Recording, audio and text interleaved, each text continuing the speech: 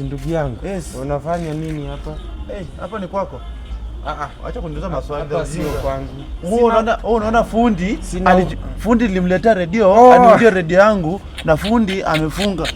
Leo ndasikiza aje Citizen. Sasa kwani siku hizi una watch TV? Nataka kuwatch Sulumia kwa redio. Sulumia ule wa Tanzania. Kwa redio. Tunasikia anatusi wa Kenya. Sulumia.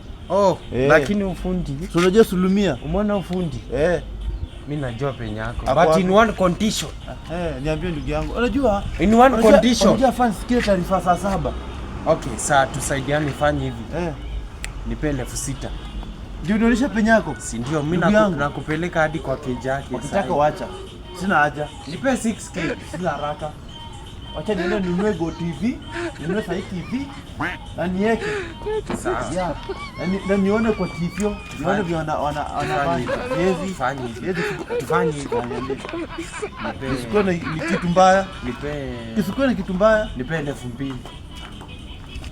2,000. Punguza kidogo. Wanafanya mtu, unaelewa? 2,000. Umekuja sasa cheki. Uko na chwani. Fanya chwani. Ongeza kidogo. Unajua president anaitwa Sumulia.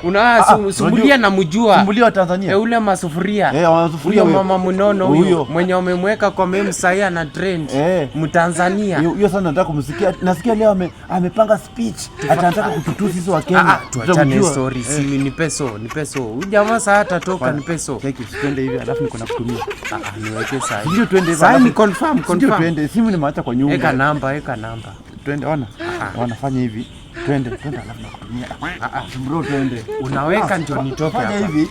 Wewe na fundi wako mkae na hiyo redio. Nipe 30. Nipe 30. Data hiyo na fundi wako mkae. Nipe 20. 20.